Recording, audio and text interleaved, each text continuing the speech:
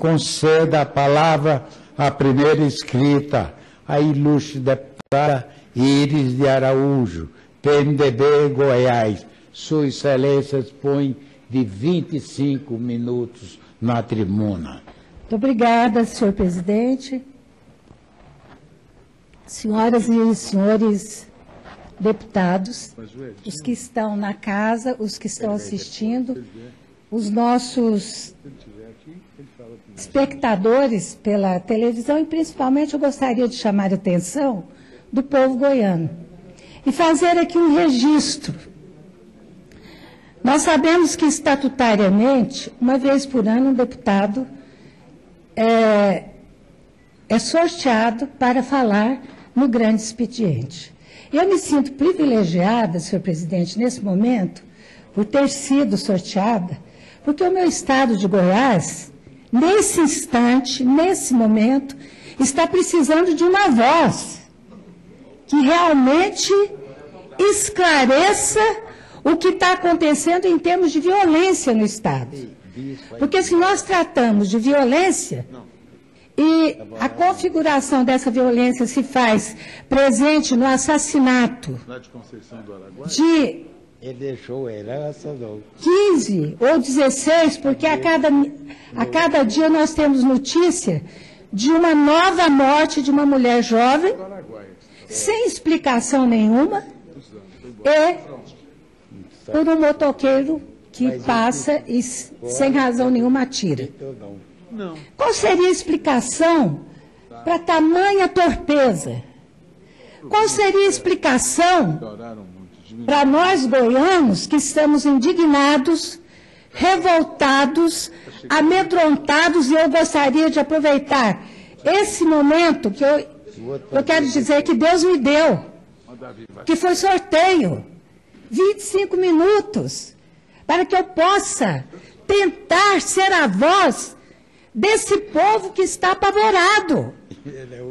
Eu gostaria de colocar a consideração dos nossos conterrâneos algumas situações em relação ao governo de Goiás, que realmente é o grande responsável pelo que está acontecendo, ou pela falta de providência de um governo que deixa chegar a esse estado de coisas, a situação de um estado como o estado de Goiás. Nós, mulheres, não só as mais jovens, as mais velhas como eu, que tenho filhas, que nós temos netos, que nós temos parentes, e que eu tenho ouvido nas ruas as pessoas que me abordam dizerem: deputado, o que é que nós vamos fazer?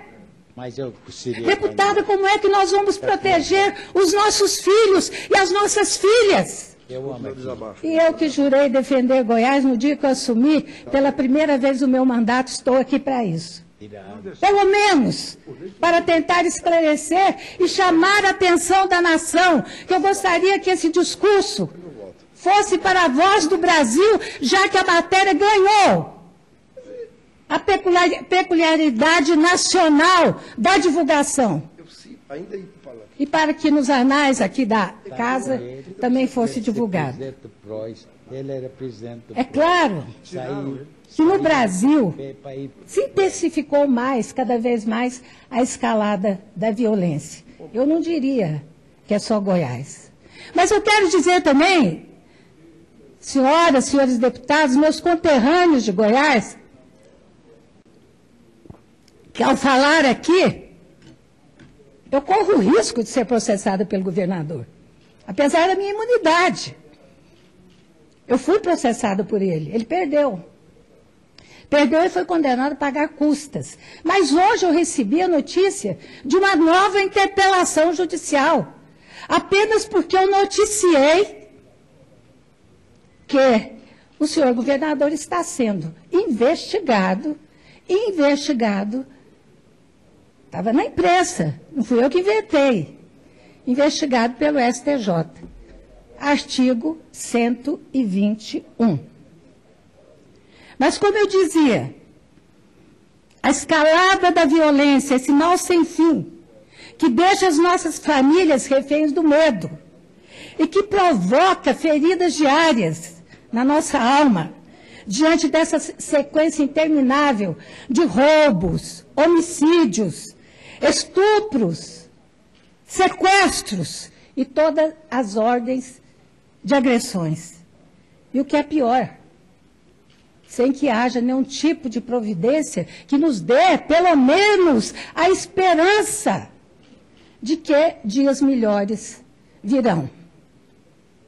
Eu já perdi a conta das vezes que eu já subi a essa tribuna para dizer que a violência é uma chaga e se torna perversa quando associada à incapacidade de governos que, sem nenhuma credibilidade, tornam seus estados um campo minado para a ação de criminosos. O que eu estou dizendo, além do que está acontecendo? Eu estou dizendo a nossa realidade. Quem continua a perder com isso somos nós, o povo, que sem a proteção do poder público fica refém de criminosos, que agem de maneira livre para semear pânico e destruir vidas. Eu já disse aqui também que nossas famílias estão presas, principalmente as famílias goianas, estão presas em casa. Perguntem, através das redes sociais. Vocês verão que eu estou apenas relatando a realidade de um Estado que está se sentindo abandonado. E esses bandidos que agem de maneira livre para semear o pânico e destruir vidas. Já disse aqui também que as nossas famílias estão presas em casa.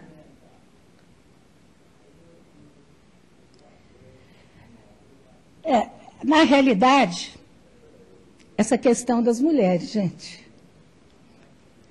Mulheres jovens, esperando o ônibus. Essa última criança que foi assassinada com 14 anos, estava esperando o ônibus para se encontrar com a mãe numa feira, onde ela trabalhava vendendo produtos com que ela ganhava o seu pão de cada dia.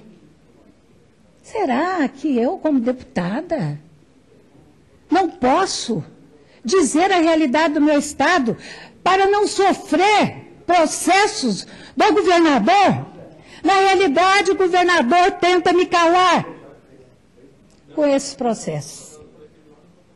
Goiânia está aterrorizada e o Brasil, consequentemente, pela escalada da violência, assustado. Inicialmente falava-se em 12 mulheres mortas a sangue frio. Algumas que os marginais simplesmente... Eu tenho um caso perto de mim, meu motorista. A namorada dele estava sentada tomando um lanche, o marginal chegou e encostou a arma na cabeça dela. Ela morreu. Ela ficou em coma alguns dias e morreu. Isso foi o início. Imagino até que tenha sido a primeira. E essas mulheres não têm como se defender. Agora, uma força-tarefa da Polícia Civil, criada para investigar essa série de mortes por motociclistas, aumentou para 18. A força-tarefa divulgou o número de casos a serem apurados. De acordo com o Jornal Popular, todas as vítimas tinham de 13 a 19 anos. E eu ouvi uma gravação que eu pedi, inclusive, permissão para ser colocada, divulgada nas redes, de uma jovem falando com a outra, dizendo: não saia, porque a minha amiga foi atacada, não morreu, e disse que ouviu do agressor a seguinte frase: ela nem foi atacada, ele pôs a arma e disse o seguinte: você está salva, porque você é loura e não tem cabelos longos. Eu não acredito em serial killer, não, gente. Serial killer seria dar nome a uma situação. A situação de incompetência do governo para, desde a primeira morte, ele devia ter tido uma atitude coerente com o cargo que ocupa. É o chefe, é o comandante, é o que comanda, é o que dá ordens, é o que coíbe e, em última análise, Prepare-se, mesmo que ele não queira. Eu digo, o governador é o que tem que proteger o povo goiano. Na maioria dos casos, o assassino aborda a vítima e anuncia um roubo, exigindo, às vezes ou não, o aparelho celular, às vezes dá um tiro no peito ou no pescoço, é para matar, é para executar. Gente, eu volto a dizer da menina Ana Lídia, uma adolescente, uma criança. Nos emocionou a todos, os goianos. E os goianos marcaram um protesto, que espero que vá adiante.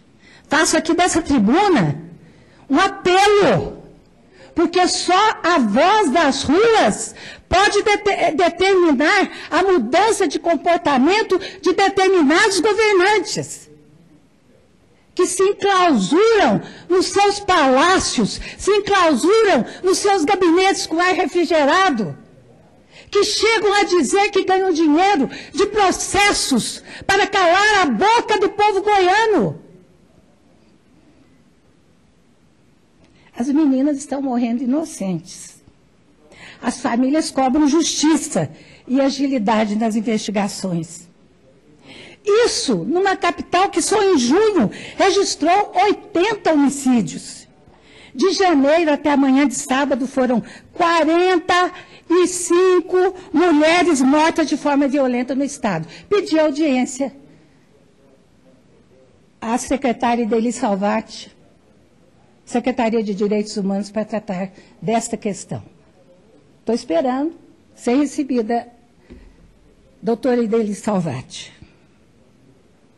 Essa série de assassinatos de mulheres em Goiás, senhoras e senhores deputados, permanece um grande mistério que demonstra, como eu disse, a incapacidade do governo de lidar com o crime que avança e deixa essa mancha inaceitável. Um amplo estudo apresentado ontem em Goiânia, tendo por base do mapa da violência de 2014, elaborado pelo Ministério da Justiça e Instituto Sangari, mostra em detalhes por que Goiás está hoje destruído pela violência. A taxa de homicídios cresceu quase 200% em 16 anos. Goiás, gente, já é o quarto estado mais violento do Brasil. Em 1998, antes da chegada do senhor governador Marconi Perillo ao poder, ocupava a 18ª posição. São dados alarmantes. Está escrito. São dados conferidos. Aí eu faço a pergunta, será que eu vou ser processada de novo? Pelo que eu estou dizendo aqui? Mas, em nome do povo, eu não me incomodo de ser processada. O levantamento revela que, proporcionalmente, a taxa de homicídio saltou de 13,4 em 1998 para 44,3 homicídios para cada 100 mil habitantes em 2012. Em números absolutos, Goiás tem anualmente 305% assassinatos a mais do que em 1998. O número de homicídios passou de 636 para 2.576 ao final de 2013.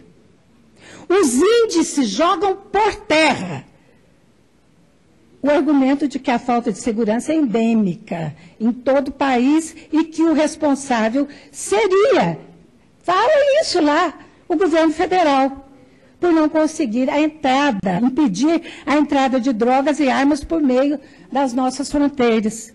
Tão pouca responsabilidade da legislação penal, que é igual em todo o país, não é diferente lá no Rio de Janeiro, não é diferente em São Paulo, que diminuíram, inclusive, os índices. É igual.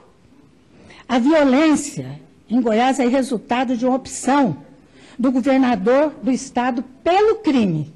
Ao desmontar as polícias, principalmente a civil, responsável pelas investigações. Enquanto isso, nos últimos 16 anos, o Rio de Janeiro, como eu acabei de dizer, reduziu sua taxa criminal em 49%, mas Goiás aumentou seus crimes em 231%. O sucateamento da Polícia Civil e técnico-científico foi facilitado pelas próprias características do trabalho, realizado em sigilo. Além disso, falta policiamento nas ruas. Eu tive notícia hoje que a Força Nacional iria agir. O efetivo foi reduzido. O número de policiais é praticamente o mesmo deixado por Ives Rezende, que foi governador em 1998, lá atrás. Neste período, a população cresceu em 35% e nada foi feito. Goiás enfrenta ainda a superlotação das cadeias e dos presídios. Enquanto isso, a administração estadual, pasmem, devolveu 12 milhões de reais destinados pelo governo federal para a construção dos presídios em 2012. Devolveu, numa situação caótica como essa. Eu estou fazendo uma análise, gente, verdadeira do que está acontecendo. Eu estou aproveitando esse momento bendito de ter sido sorteada para falar pelo meu Estado, para ser a voz nesse momento de dor, de indignação que o Estado está passando. É preciso, portanto, que se faça algo com urgência. Mas em Goiás, os investimentos em segurança pública, em saúde, em infraestrutura, em educação continuam precários e longe da necessidade da população. Mas diante dessa realidade, o que fez o governador? Marconi Perillo.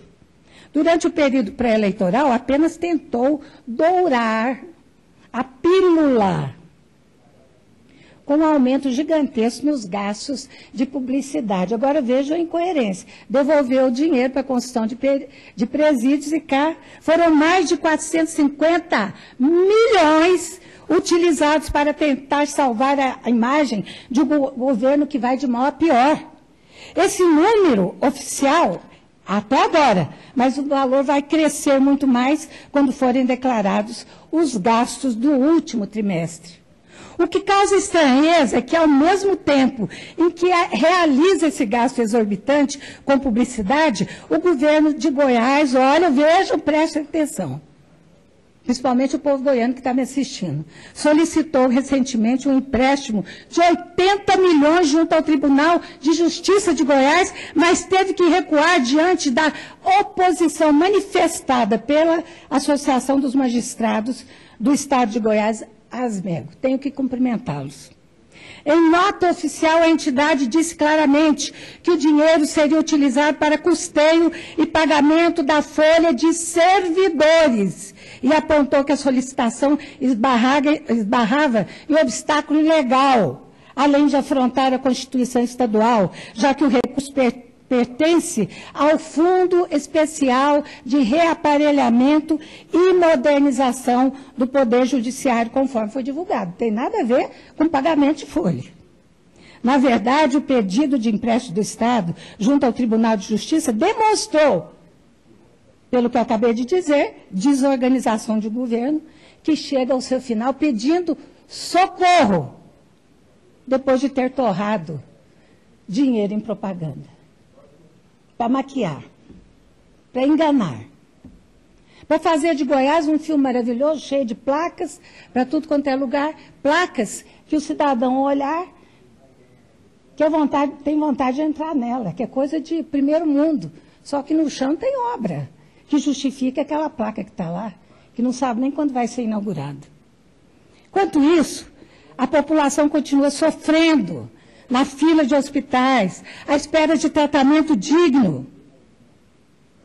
E as estradas continuam esburacadas. E as indústrias, gente, o que é pior, fogem de Goiás.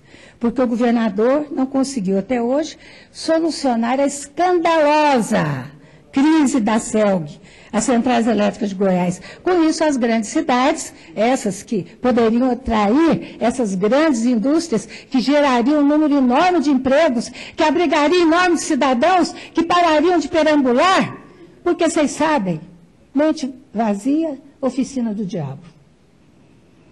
Com isso, as grandes cidades do Estado convivem diariamente com apagões.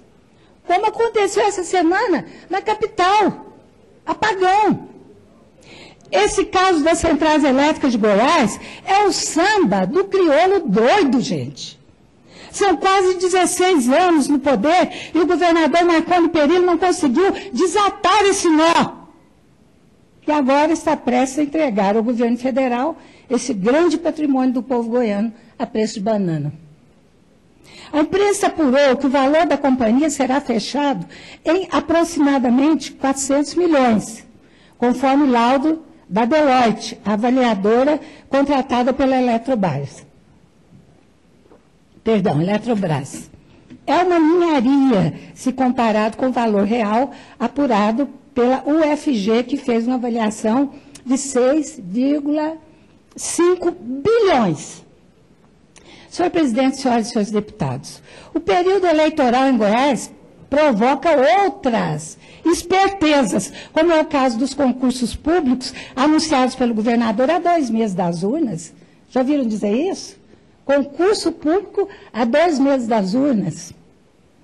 Não tem nada contra os concursos, acho ótimo, mas devia ter anunciado isso antes. E faço questão de incentivar esse ingresso democrático no serviço público. Mas da forma que está acontecendo em Goiás, é preciso que o Ministério Público entre em cena para coibir o abuso. Eu estou aqui denunciando. O governo anunciou 6.233 vagas para diferentes áreas da administração pública do Estado e o edital deve ser publicado a partir de setembro. Por se tratar de ano eleitoral, o processo seletivo não pode ser homologado pelo menos até o fim das eleições. O governo trabalha com prazo máximo para homologação e início das convocações até fevereiro de 2015, quando ninguém sabe ainda quem vai ser eleito. Ninguém sabe quem estará no comando. Eu acho isso muito estranho, gente. Eu acho isso muito esquisito. É preciso, senhor presidente, que o Brasil acabe de vez com essa farra. Como pode um governo anunciar concurso que influencia milhares de pessoas em pleno ano eleitoral? É por isso que venho defendendo aqui há anos a reforma política, justamente para coibir abusos. Fiz parte, inclusive, da comissão da reforma política, para coibir abusos de governantes e garantir a democracia verdadeira, dando um basta à máquina pública em benefício de determinados governantes. Mas as coisas não param por aí. O deputado Ronaldo Caiado teve que vir a público recentemente para denunciar uma tentativa de caixa 2 para a campanha eleitoral por parte do governo de Goiás. Isso porque o Departamento Estadual de Trânsito de Goiás, o DETRAN, desconheceu a posição contrária do Ministério Público Estadual e começou o processo de instalação de novas placas de veículos com lacres rastreáveis e código de barras. A promotora Leila Maria de Oliveira instaurou inquérito civil público em março, pedindo a suspensão das trocas por considerar que houve direcionamento do processo para favorecer a UTIS do Brasil, que é uma empresa, única empresa credenciada para entregar as placas semi-acabadas para as estampadoras, como divulgou a imprensa. Dados levantados no inquérito indicaram que o credenciamento das empresas para fornecimento das placas estaria sendo direcionado a determinados participantes. Mesmo assim, em dezembro de 2013, o DETRAN soltou a portaria 642, que homologou apenas a UTI para fornecer as placas. Para se ter uma ideia, basta dizer que o Ministério Público apontou que esta empresa, essa que está sendo, por assim dizer, privilegiada, é alvo de investigação e de processos judiciais por irregularidades no credenciamento para fabricação e fornecimento de placas no Maranhão, Pernambuco, Mato Grosso e outros estados. E está lá querendo entrar em Goiás. O mais difícil para a população goiana, senhoras e senhores deputados, é que o DETRAN cobra 170 por cada placa, sendo que o valor anterior é inferior a 60. Ou seja, um absurdo tão grande que levou o governo de Goiás a recuar na medida, por enquanto, mas sabemos que vai retomar em seguida mais essa ação danosa que tanto afronta nosso povo. Mas eu quero dizer que cada vez que ele tentar, eu usarei a tribuna e vou denunciar de novo. Senhor presidente, as coisas não param por aí.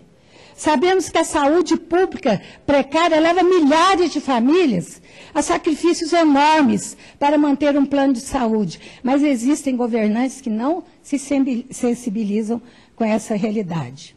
Em Goiás, o governo autorizou recentemente o Instituto de Assistência... Completou o tempo, vou dar, mas Vossa Excelência precisa de quantos minutos?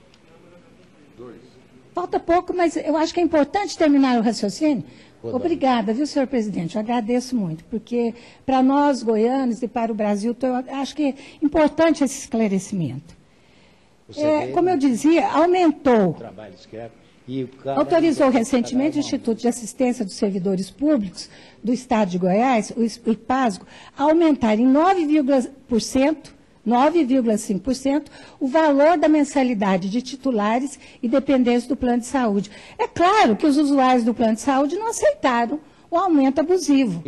Conforme disse um servidor público, o índice de quase 10% estava muito acima da realidade financeira da maioria. Ao mesmo tempo, o Sindicato de Trabalhadores do Serviço Público de Goiás, o Sindipúblico, apresentou uma reclamação ao Ministério Público Estadual sobre o reajuste, argumentando que o aumento é maior do que a data base da categoria. Pois bem, no último dia 22, o IPASGO anunciou a suspensão do reajuste na tabela de contribuições dos associados. A decisão foi tomada após grande repercussão e protesto entre os servidores. Por tudo que foi dito aqui, senhoras e senhores, só restou, mesmo ao governador Marconi, fazer uma campanha sui generis. No momento que o Brasil consagra o Vem para a Rua, que são aqueles movimentos maravilhosos que aconteceram no Brasil todo, que eu acho que a verdadeira democracia é aquele que dá a oportunidade do cidadão dizer se está ou não satisfeito com o governo que tem. Ele só fala para seus seguidores em recintos fechados, porque tem medo de vaias. Para confundir a opinião pública, fica mandando recados para nós via imprensa, que a gente tem que fazer uma campanha propositiva. Ou seja... A tradução nós temos, nós de oposição. Não quer que toquem no caso Cachoeira. Um dos maiores escândalos que o envolveu diretamente e ao seu primeiro escalão. Aliás, vários do primeiro escalão. Eu quero dizer aqui, vários do primeiro escalão envolvidos na Operação Monte Carlo. Não está funcionando. Já falou 30 minutos. Eu falo 2 minutinhos mais. 30 minutos. Você vai deixar só um minutinho, eu agradeço. Em nome de Goiás.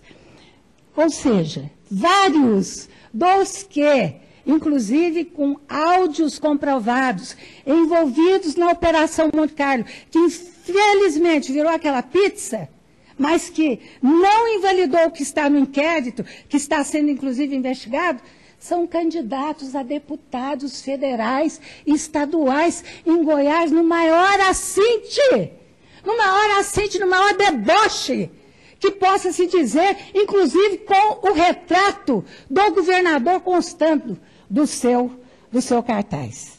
São os fatos lamentáveis que eu gostaria, inclusive, de agradecer e dizer o seguinte, senhor presidente, eu gostaria que isso seja transcrito para os anais da Câmara e gostaria que fosse divulgado na Voz do Brasil. Muito obrigado, senhor.